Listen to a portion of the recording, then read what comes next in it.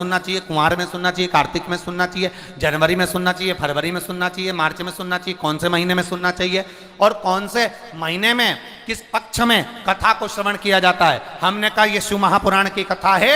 जिस दिन तुम्हारा दिल कर जाए, ना सावन देखना, ना भादो देखना, ना जनवरी देखना, ना फरवरी देखना, जब तुम्हारा मन करे तब बाबा के पंडाल में बैठकर या टीवी के सामने आस्था चैनल पर तुम्हारा दिल कर जाए, उस दिन आसन लगाना जमीन पर और बैठ जाना।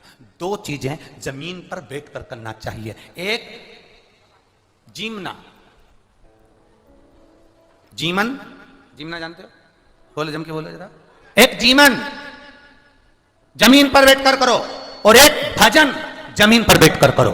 दो चीजें जमीन पर बैठकर करो। एक जीवन, भोजन करने बैठो तो जमीन पर बैठकर करना, और भजन करने बैठो तो जमीन पर बैठकर करना। आसन लगाओ, जमीन पर बैठो और भजन करिए। आसन लगाओ, जमीन पर बैठो और भोजन करिए। दो चीजें जमीन पर बैठकर करना। क्या होगा उससे, क्या फल मिलेगा उससे, कर कर देखिएगा। केवल जिसको शुगर हो, और शुगर जिसके शरीर में है, उसको नियम बना लेना चाहिए कि मैं कुर्सी पर टेबल पर बैठकर नहीं खाऊंगा, मेरे शरीर में कष्ट है बहू, एक काम कर जमीन पर एक मोटा सा आसन लगा दे, मैं धीरे से बैठूंगा, वहां बैठकर मैं खाऊंगा। भोजन करो, और भोजन करने के पहले एक बेलपत्र शिव पर चढ़ी हुई और भोजन करने के बाद एक बेलपत्र शिव पर चढ़ी हुई। केवल 3-4 दिन खाकर देखो, शुगर का लेवल जांच करवाना, वो लेवल में मिलेगी आपको।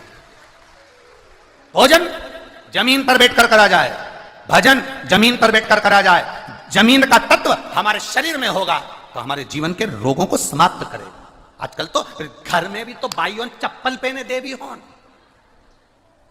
घर में भी चप्पल पहन रही हैं। रसोई घर में चप्पल, हाल में चप्पल, खुद के कमरे में चप्पल, बाथरूम जाए तो चप्पल। जमीन का तत्व तो शरीर से लग ही नहीं पा रहा, नहीं लग रहा, इसीलिए ब्लड प्रेशर, शुगर, थायराइड, आंखों में चश्मा।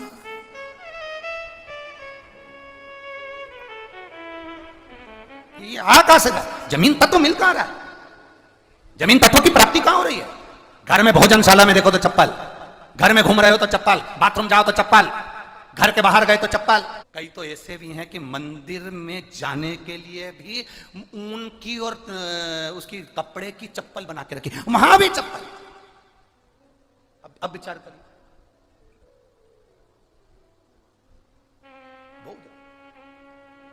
भोजन भजन बैठकर करना प्रारंभ कर दो।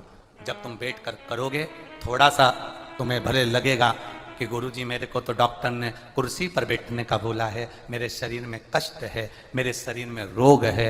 देखो, अगर तुम अंदर से बलवान हो ना, अंदर से अगर बलवान हो ना, तो बड़े से बड़े रोग को हराने की सामर्थ्यता तुम्हारे अंदर है। और अगर तुम अंदर से बलवान नहीं हो तो रोग तुम्हें घेरता चले जाएगा।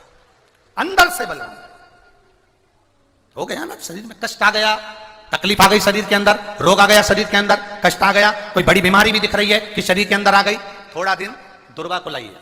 क्या लाओगे? जम के बोलो जरा। दुर्वा, दुर्वा देखिए सब लोगों ने, दुर्वा, दुर्वा के नीचे का जो भाग होता है, जब आप दुर्वा तोड़ेंगे तो ऊपर हरा हरापन रहेगा, नीचे थोड़ा थोड़ा हल्का हल्का सा पीलापन रहेगा, सफेदपन रहेगा, रहता है उसमें। दुर्वा को तोड़ते हैं तो जब दुर्वा आप लेकर जाएं, देवादिदेव महादेव की अशोक सुंदरी वाली जो जगह है, उस अशोक सुंदरी वाली जगह पर 7 दुर्वा का बल आप अशोक सुंदरी वाली जगह पर किसी भी सोमवार को समर्पित करें और उस दुर्वा को उठा कर लिया।